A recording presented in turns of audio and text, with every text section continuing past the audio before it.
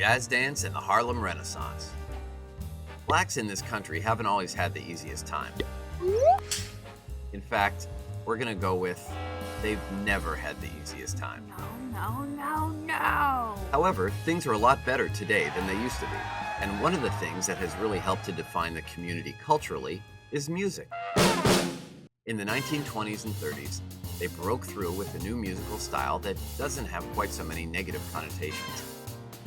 We're talking about jazz. In fact, we're talking very excitedly about it.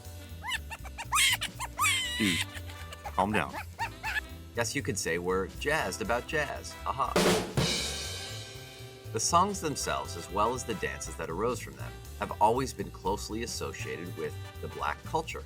Not all jazz musicians were black, but all of the early ones were. The genre was kickstarted in New Orleans, with all black musicians and audiences, and the music was mostly improvisational.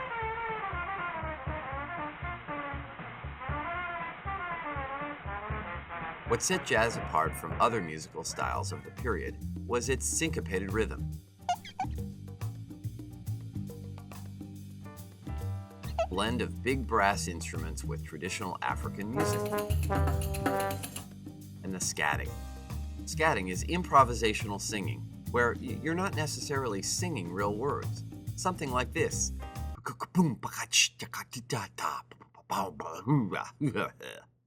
Okay, sorry. Okay, this is why we leave scatting to the professionals. Of course, like just about everything in Black history, jazz music was not without controversy. Let's stir up some jazz. Various groups boycotted the music, and some created movements against it, calling it the devil's music. Obviously not true, although it can get hotter than HE double hockey sticks in New Orleans. When Prohibition started, speakeasies allowed for jazz to be played in places where it was otherwise banned. These speakeasies were basically bars where blacks and whites were allowed to mix and mingle. Pretty enlightened for establishments that were generally quite poorly lit. Easy for you to speak. While blacks were making headway in the South, there was another cultural movement taking place up north in New York, the Harlem Renaissance. So, just imagine if Michelangelo and Da Vinci worked out of a studio on 126th Street. Thank goodness, the Sistine Chapel was killing my back. Where's my Advil? The Harlem Renaissance featured a major emphasis on both art and music. The black rights advocates of the time went to great lengths to circulate positive ideals and views of Black America. They tried to show any doubters that African Americans could be just as creative as anyone else. Fantastico. This went a long way to accomplishing their goal.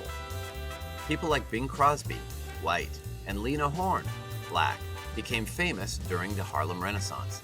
Black literature and poetry from artists such as Langston Hughes were published in black journals and magazines, and worked wonders at giving black culture its day in the sun.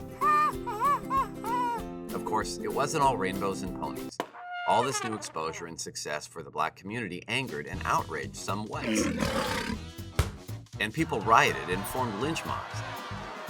A lynching, if you didn't know, is where they hang you from a tree.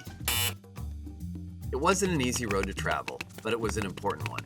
While the fight is a long way from over, blacks have certainly opened the eyes and ears of many people who didn't always view them as equals.